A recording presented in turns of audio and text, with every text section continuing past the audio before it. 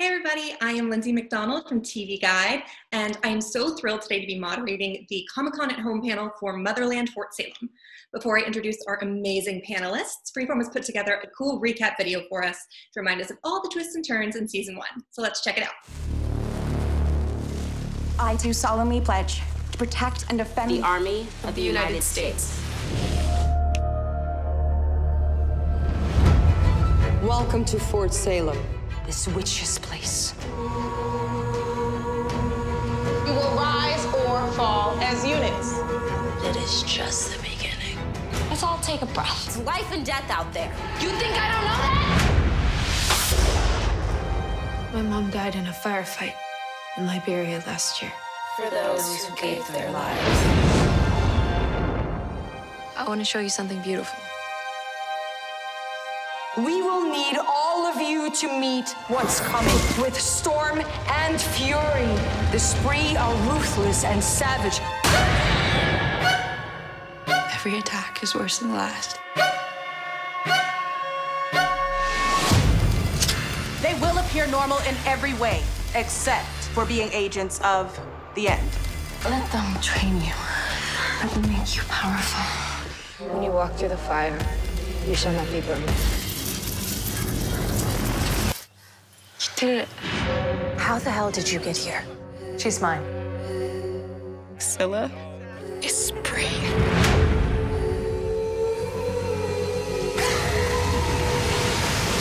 Why did you pick me? The spree have 2 trucks full of mines making their way southbound to Boston. Cadets are the only ones close enough. They aren't ready. There's aliens inside. Are you refusing the order? No, ma'am. As one! You've kept me in the dark about all of this. Madam President, I must... Enough! What if it's not the spree? Many governments want what we have. I would follow you anywhere. I will help you find my people. What are you doing? Hold on to the part of you that's good. We're being watched. Stay vigilant. You made us into murderers. I made you into soldiers. Our ancient enemy has returned. Let's go!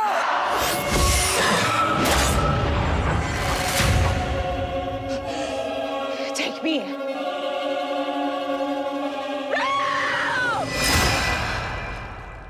I can't move her! You need to let me go.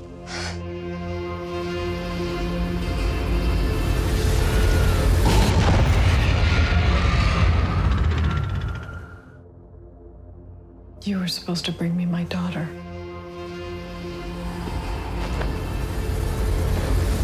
To talk us through all of those crazy cliffhangers, we have the cast of Motherland, Fort Salem here with us. So let's introduce the panelists. First up, we have showrunner Eliot Laurence. Go ahead and say hi and tell us where you are calling in from. Hey everybody, I'm in Pasadena, California. Next, we have Taylor Hickson, who plays Raelle Collar. Hi, I'm calling in from Kelowna, BC, Canada. And we have Ashley Nicole Williams, who plays Abigail Bellwether. Hi, I'm calling in from Dallas, Texas. Yep, that's where I'm from. Southern, yeah.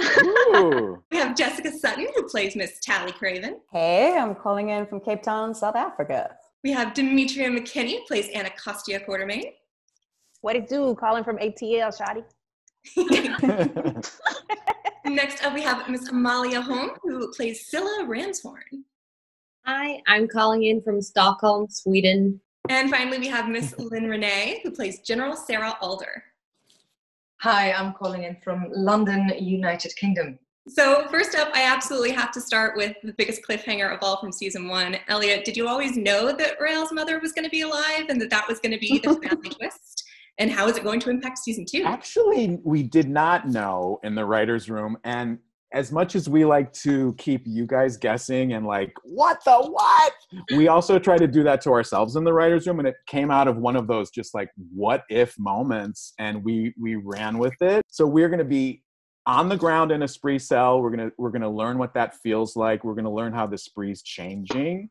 And inevitably, Scylla and Willa, they both end with They will both be sort of pulled by this inevitable kind of story gravity towards Raelle, and they will kind of blow up with Raelle at a really shocking time in the season. But Raelle's going to have a lot to say to her mom. I think there's going to be a lot of grief to process, but also anger. Like, wait, you chose them over me. What is that about? So it's going to be very dramatic. Taylor, how did you react when you found out about that twist, and how do you think Raelle's gonna feel finding out her mom's alive? I was completely mind blown. We kind of had our suspicions, but to have them affirmed, I think we were all screaming when we read the script. I didn't know you guys were suspecting a little bit. That's awesome. Yeah.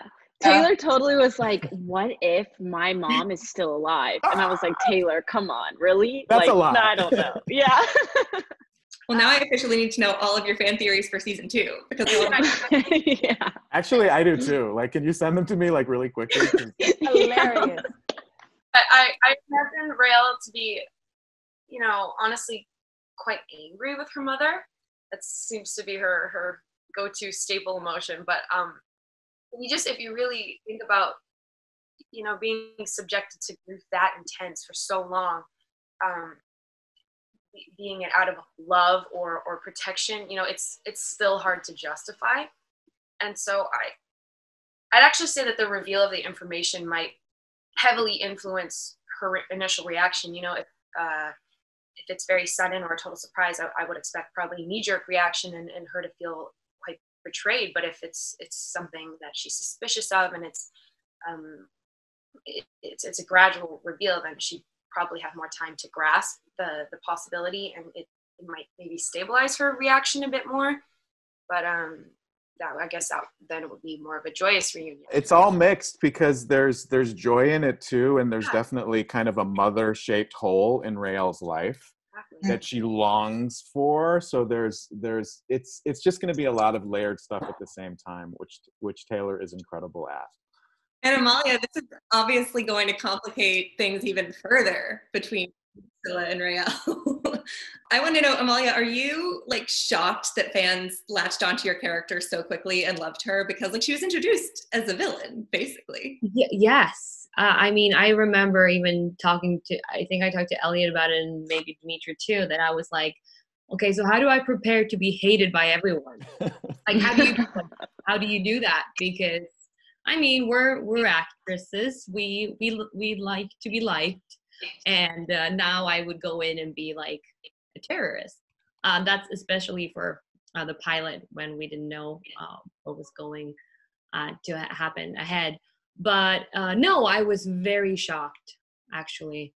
And I guess it also gives a lot of credit to Taylor for acting as such a protagonist, that people would sympathize with what she's feeling towards Scylla and tag along with her. So just that playing off each other. You're so lovable as a person, and it really radiates in your character. It's just, you physically made it impossible to hate you.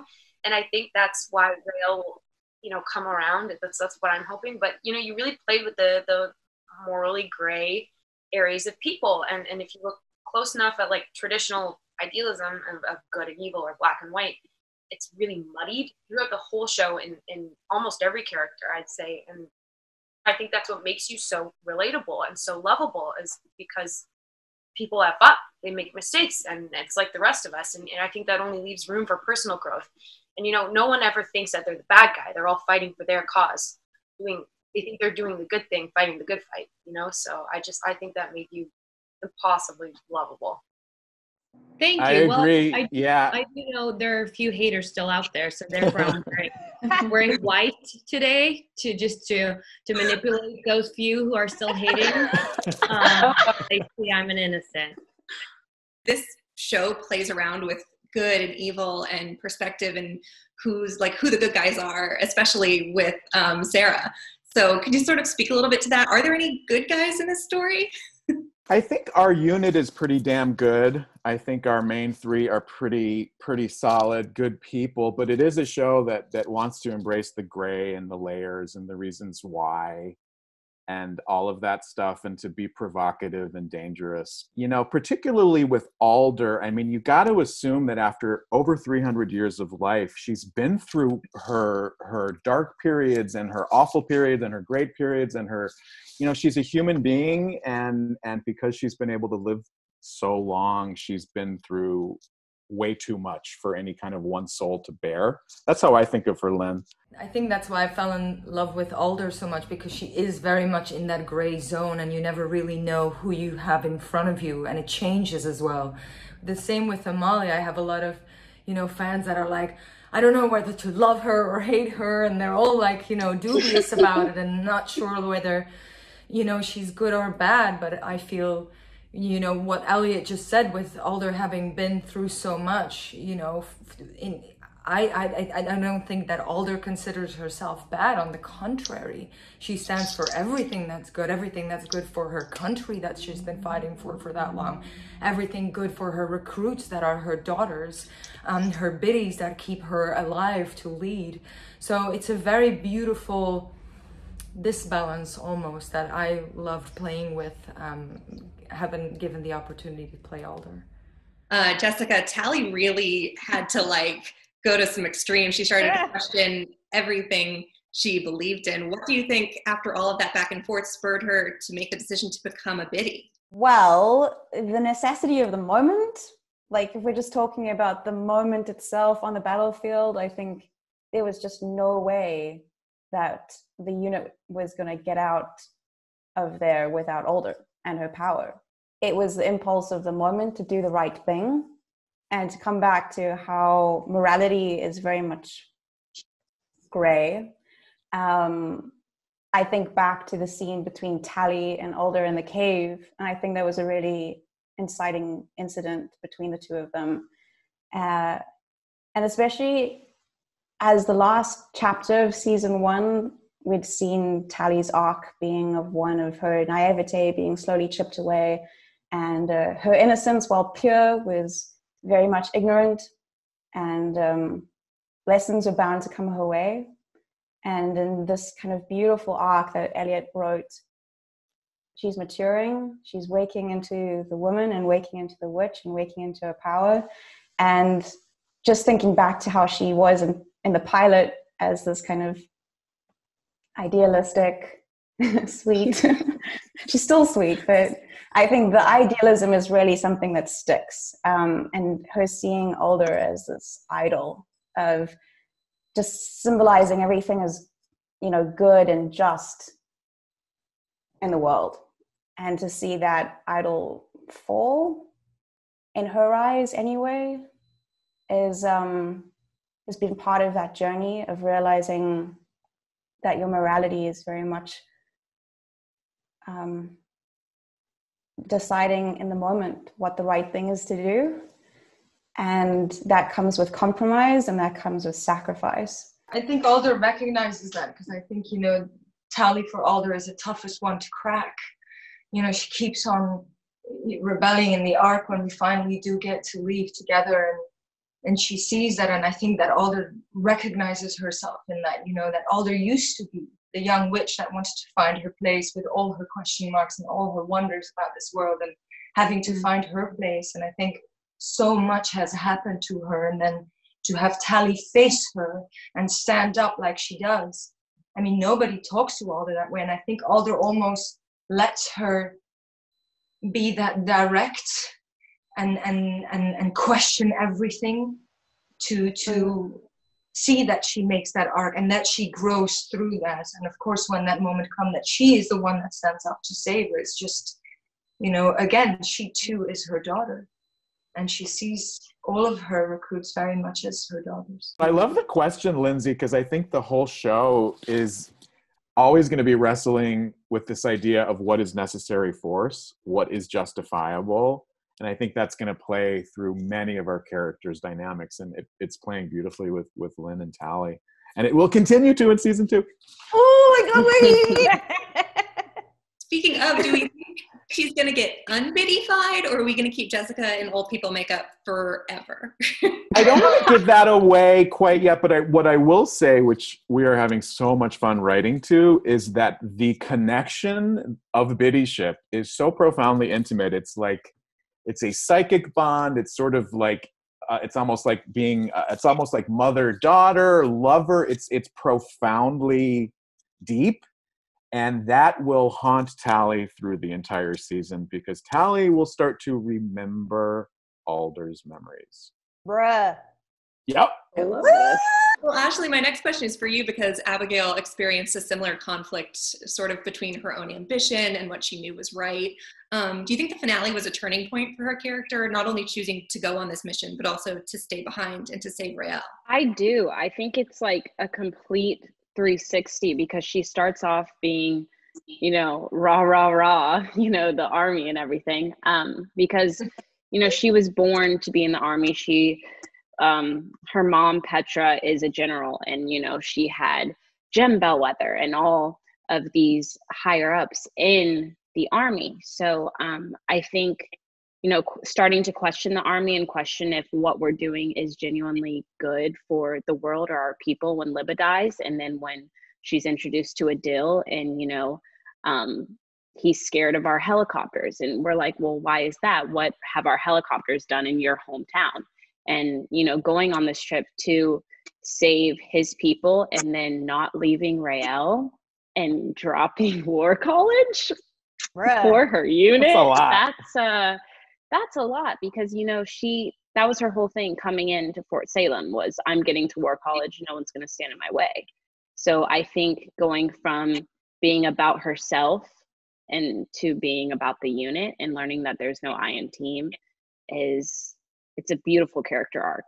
And I think she'll carry that into next season, because there's no turning back, I think, for her now that she's about her unit. And I think Raelle and Abigail are kind of like together at this point. Like there's no separating them at all after that witch bomb. So I think this will have a lot more depth to her now.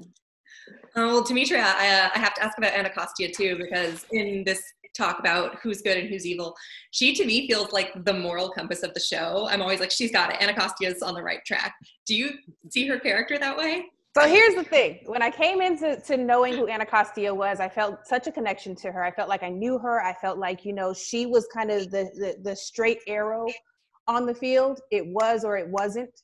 And in understanding that she is kind of a hodgepodge of all the characters. She's had her vulnerable Blossom-esque angel emoji Tally moments. She's had her renegade, angry, I don't need anybody, Raelle moments. And of course, you know, she walks with her astuteness because she understands the powers with which she has grown, which is Alder. So she has her bellwether within her. On top of all of that, she has been a sponge soaking in the sea of Alder. I think that what she's kind of learned going into all of these newer situations is that every sponge has holes for a reason. There's a lot of different things that go wrong. There are a lot of different outlets that have to happen. And without letting some of that pressure out and being able to kind of sift through what you take in, you can be anybody's tool. And not wanting to be a tool or an advocate for the wrong things, I think is becoming a big part of who Anacostia is. It's been so weird because when I see people talking about Mama Costia, I was like, nobody's mama on this show. Demetria, what do a couple of your friends call you? They call me Mama Bear. They call me Mama Costia. It's like, it's just this matronly thing that I wanted to kind of dash onto the top, but I guess it's kind of become the umbrella while everybody's kind of figuring out who they are to be next. I love the way that, I mean, we've all kind of given Eliot his moment of praise, but I have to give mine. The writing in this thing is just so well thought. It's just so poignant. And each character, while they may have derivative things that attach them, is so unique and very, very specific. So seeing us all play together and getting an opportunity to be recognized as, you know, kind of the straight arrow that's kind of going a little bit Waverly now is a really cool journey. That was one of my favorite parts of season 1, was seeing Anacostia and Scylla play off of each other. I'm curious for you and Amalia, your thoughts on that relationship and where you want to see it go in season 2. Well, we want to see it go anywhere. It can go in all over the place. And it does. Yeah, you guys are off now. I mean, Anacostia let you go, you know, and as to why, I think part of it was Anacostia was not ready to throw Scylla in the garbage and let her rot in a Caribbean prison, Caribbean witch prison, which I'm dying to go to in this show someday. That would be scary. But you were not willing to do that. But Anacostia is also like very strategic and very smart. And I think, you know, we've seen a few people voice frustrations about what Alder's doing about the spree. Yeah. And Anacostia kind of took that into her own hands and sort of cooked up a mission to sort of let Scylla go and see where she goes and follow her and get some stuff done. We're in the waiting room about to do our auditions, and this is the first set of eyes I see.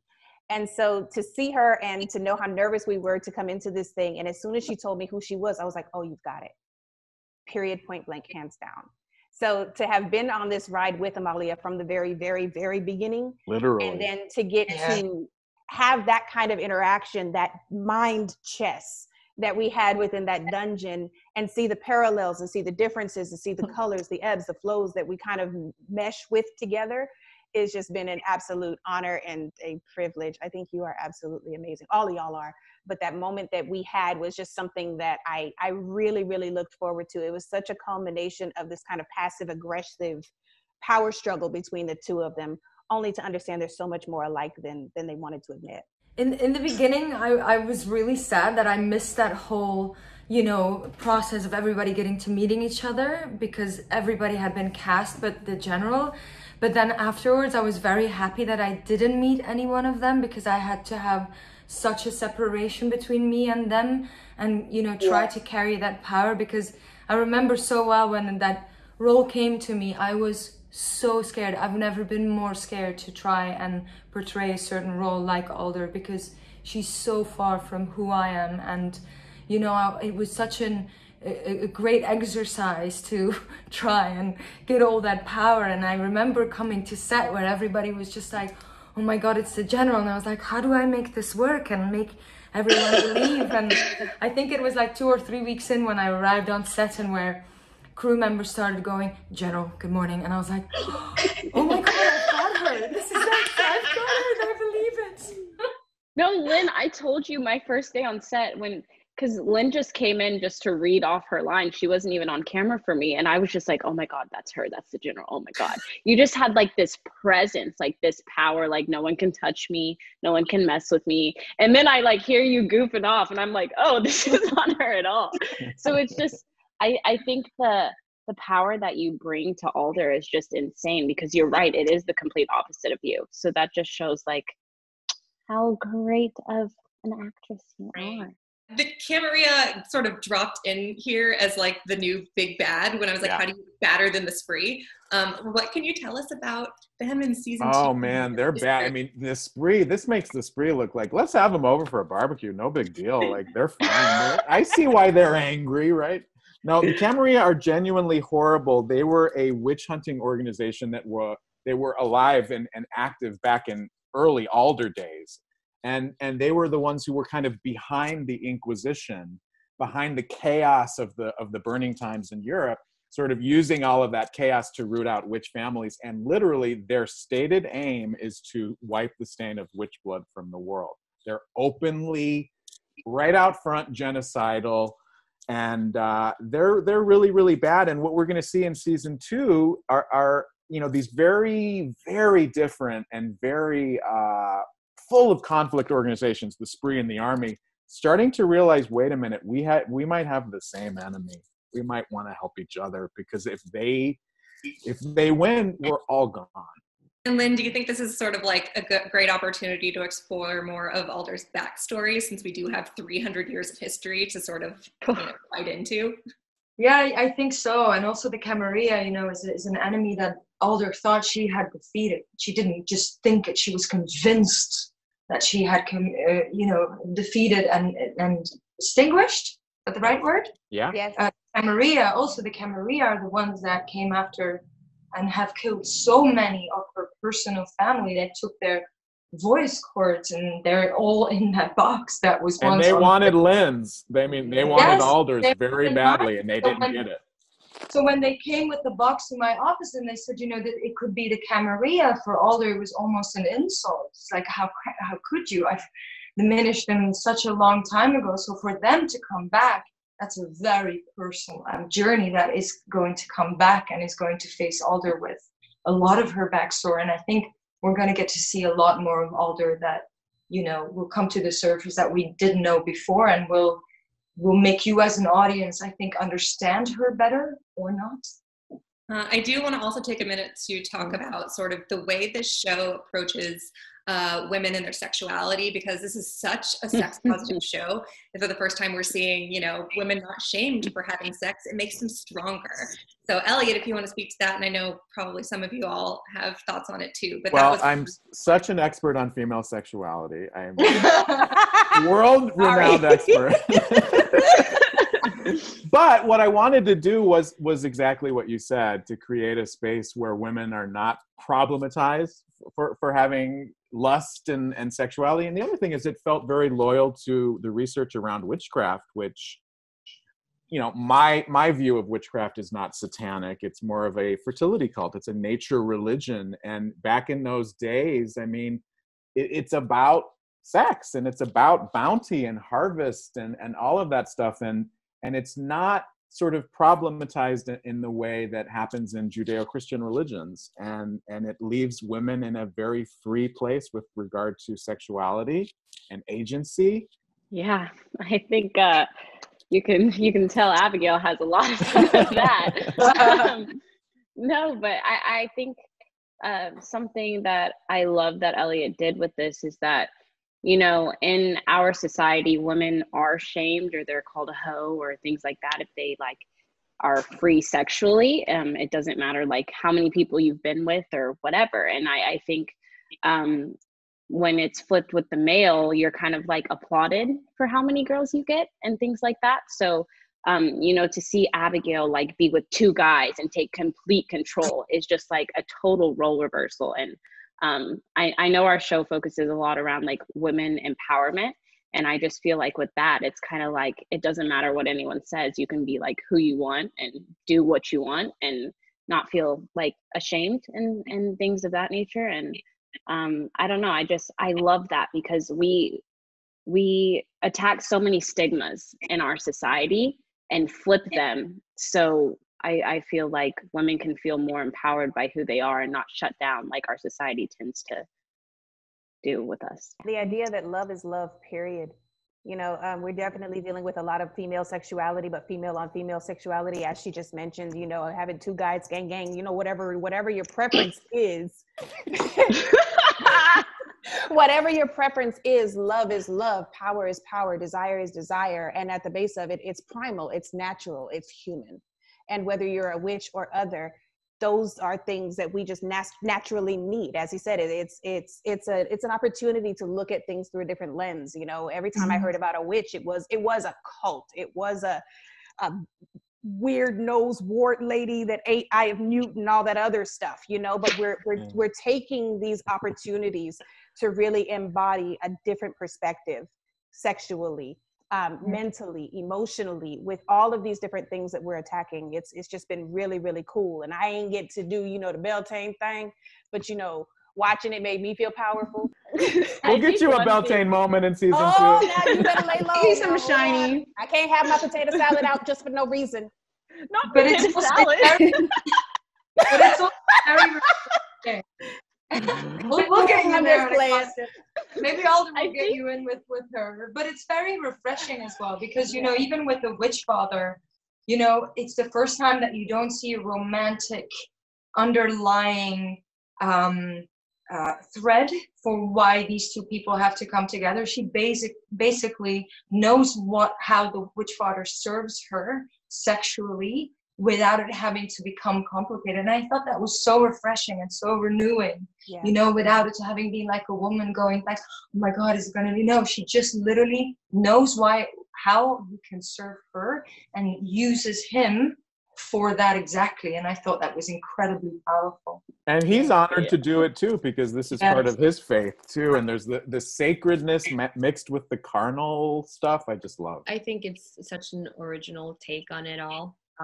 And I think it poses a new norm, that is when sex is so free, someone like Tally needs, and Rael and Scylla need to fight for their love in a different way, because love is not like, I just love how you turn all that around, Eliot, because now love is not the norm or the goal. So if that's what you want, that's going to be abnormal. And just how that poses an entirely new perspective. That's a cool flip. Well, I want to get to some fan questions too, because they sent in literally thousands. Thank you for sifting. We love the switches. We love them so much. They are our whole life.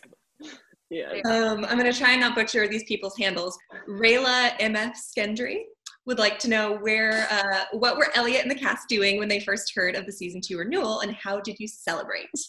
Well, it was my birthday, which was the sweetest thing that anybody's ever done for me. Freeform were like super, super damn cute and told me on my birthday. And miraculously, I was able to get all of these women on the phone all over the globe. I still don't know how that happened. So I was able to tell them the good news and just, you know, hug over the phone and be happy. I did not celebrate too much because life is so strange now, but it was a magical day for sure. I popped the bottle. Yeah, we all did. We had a Zoom. Yeah. We had a collective Zoom. I was napping. And then I woke up from the nap and I saw Eliot called and I was like, couldn't be on the phone like that. I was the last to hear. I was doing a press interview. My phone was just vibrating like off the table. And I'm like, okay, nothing's happening. And I see, because we have this group chat on Instagram. It kind of ruined it for Jess, yeah. And then I'm just seeing Ashley just all in like capitals, like, we're going for season 2. Because I didn't know. I didn't know. Taylor's like, no, man, Jess still hasn't got her call. I was like, and I'm like, I don't know. The interviewer was just like, congratulations. I'm like, I gotta go. I'm expecting a call. No. So it was great. And then we all Zoom called and we danced in Edge of 17. Yes, we danced. We did a lot of dancing. And next question comes from @TaterTrash. What is the mother tongue, and how is it that it's a language only known by witches, and how did it become their official language? This is something I'm very, very curious about too. I love this question so much. I so appreciate it, because this is the kind of stuff that I'm obsessed with. So the idea that I'm playing with is that witches in prehistory were the first people who used language. Witches literally taught the rest of humanity how to speak. And so mother tongue is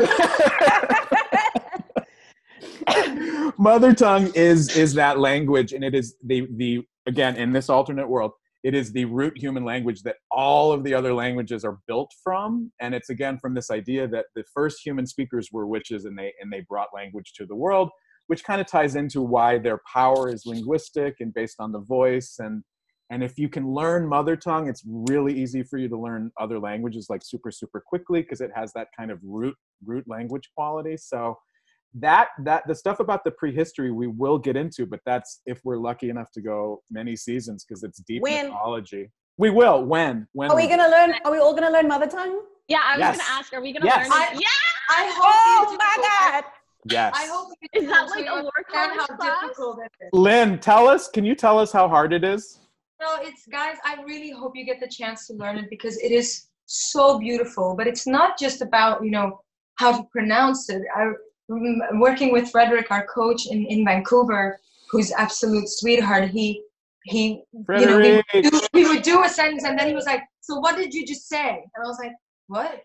He's like, what did you just say? And he would test you on what you were saying, not just how you were pronouncing. And I was like, do you know how difficult this is? I mean, I'm European, and I was blessed enough to have learned a lot of languages, that this is by far one of the most difficult things I've tackled in my life. But yet again, it's so harmonious and it's so beautiful and musical and makes you use your mouth in ways that you've never done before, and it's sexy and it's strange and it's everything. It's fantastic.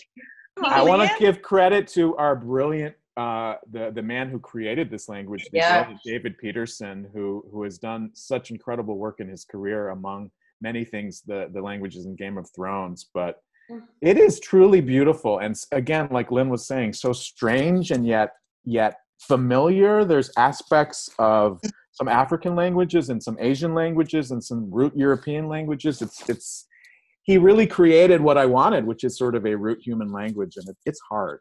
I mean, your sessions with Frederique are 4 or 5 hours long for like a few lines, right? Yes, absolutely. Yeah. You should put us on an online course for this before. Good idea. Yeah, that's like good idea. Head start. Well, our next fan question comes from Matt Forcefield, and a topic we touched on a little earlier. Can you expand a little bit on who the Witch Father is and a bit about his background? Certainly. So the Witch Father, as the female soldiers have Alder, the male witches, and there are a few of them, they're not a ton, and we will see more of them in War College, but the male witches sort of need their leader. And he's not 300 years old like Lynn, and they change every couple of years, the Witch Father, but he is basically the male leader of the American witch military. Okay, I have a question. Yes. Are the male witches with us in War College? You're gonna get some new ones. You're gonna get some new male witches, because again, War College is the advanced training that we will be moving into, and there are more men there than there were in season 1, so that'll be fun. Oh, Abigail. Not a ton more. Abigail. Abigail. Is War College like a separate? Is it separate from Fort Salem, or is it It's just not. Like it's part of basically, those woods that we always see. Like, we're imagining it's on the other side of those woods, and it's basically the advanced. It's where you go when you do well in basic, and at the end of the day, you guys did. I want to see Abigail with the teacher from Mother Tongue, who will be a great male. A great male. Yeah. That's my wish. They're a wish box. Amalia's just setting me Actually, up right Adele now. is going to help teach some Mother Tongue because he people sure speak is. it. Oh, he's Sure amazing. is. He sure is.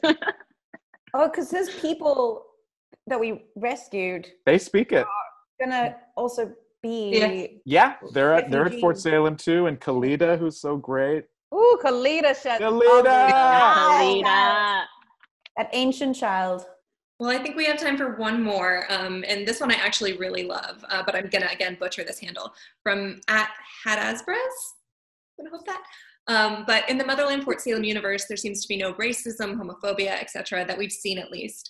Was that a conscious decision, and did you ever think about adding those elements into the show?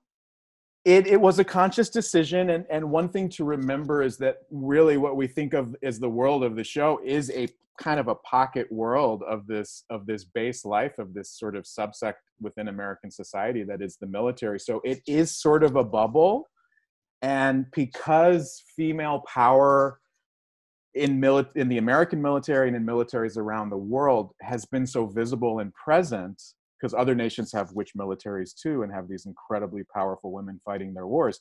Because that has happened, I think the tide has shifted towards feminism in the world at large, but it's still not a perfect place, and there's still bigotry and racism. One thing that's interesting about race and Motherland is that within this pocket matriarchy that Alder created, certain families like Abigail's family who are Black were allowed to sort of establish a foothold where they could accrue wealth and power and establish these really powerful dynasties. So certain aspects of white supremacy did not work in this bubble, but outside in the world at large, it's a little closer to the world we know. And in season 2, we're going to see a lot of that. We're going to see witch hatred. We're going to see what that looks like. And it's pretty deep and dark. We got a little bit. Do you remember the scene with the little girl and Tally? and the mom. Yes. And we shot 2 alternative takes.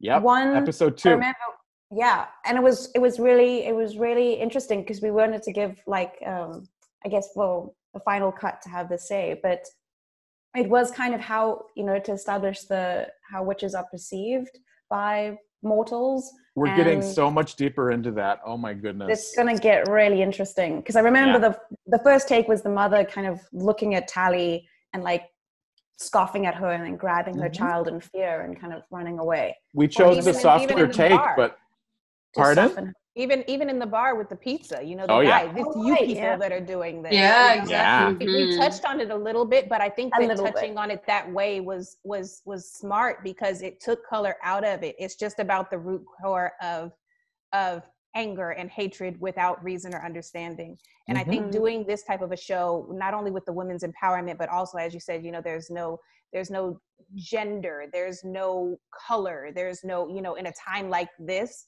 where the climate of our country, over here anyway, is being so tested, is a beautiful thing. People get an opportunity, again, to see things from a different lens, a different vantage point, and get a better understanding of what is possible if we put down some of those shields that we have up just for having up's sake. So I love that he came up with that. I think it's funny, Eliot, that you said these were conscious choices. Because for me, initially, anyways, it wasn't something that I was completely conscious of at the time. And especially, you know, when you see the LGBT representation in film, it's so rare, and especially in protagonists. And, you know, it's all too rare. And I was honestly having the impression that the representation and the diversity in Hollywood was massively expanding, and I think that mindset and people like me that think that way were part of the problem. You know what I mean? I'm like, oh yeah, they have a good pedestal, they have a good platform now, you know, all these communities that feel so left out. Like, I just, you know, and when the communities finally do get a nod, it's not to the extent of screen time that you see Rayla have, or, you know, whatever it be. And I think that these are often token characters. I think they're quickly killed off, and that's for, you know, Black people, Asian people, gay people, trans characters, you know, all of these characters that you see on screen. The list goes on and on, but it's, you know, you see them quickly killed off, or they're token characters, you know, they're in the background, and it's just to kind of give it a nod to them. And I think that you really came in to change that dynamic. I think we all have to thank you for that. We all need to thank for that. And I think the audience would probably greatly say the same thing, you know. Oh, thank you, Taylor. That's so nice. I agree with Taylor. When I first read the script and I was like, wow, there's like a Black lead. Like, it was just insane to me. And then 2 Black series regulars, you know, like we see like Taraji P. Henson, Octavia Spencer, like they've opened the doors for us, but to have 2 Black series regulars in a show and they're constantly in the episodes, I was in awe. When I was just like, this is so great. Like, I mean, we have a Black female president. How amazing is that? The fact that Alder's right hand, Anacostia and Alder, that relationship, that deeply grounded love that they have for each other, which then of course gets tested, but to have her again as her right hand, and her considers her as a daughter as well. And that's so beautiful that all of that, all the normality in our world is broken within Motherland, and shows them how it can be and should be. For all of this to come from a man who is a self-proclaimed all-knowing guy of female sexuality, has been Black his whole life and has been this, you know, it's like, for this whole Minecraft to be constructed from somebody who may not have ever had those experiences lets us know that the changes are possible. It lets us know that the world is opening up. And I mean, for it to come across so brilliant, you're literally lighting a torch that we're all going to kind of pass our batons with. And it's been just a really, really cool thing to watch you manifest the possibilities so that others can start the manifestation as well. Well, thank you guys. Love you too. You guys bring it to life. You guys make it all happen. So it's all you. I'm so grateful to each of you. Well, that feels like a wonderful place to end it. I can't imagine a better ending to this panel. Thank you guys all so much for signing on and being part of Comic-Con at Home. Thank you so much, Lindsay. for having us. We're so awesome. Thank you very, very much. And for anybody who wants to catch up or rewatch Motherland Fort Salem as we desperately await season 2, it is now streaming on Hulu. So go binge watch. Hulu. Thanks, everybody. Yeah, let's bye. Bye.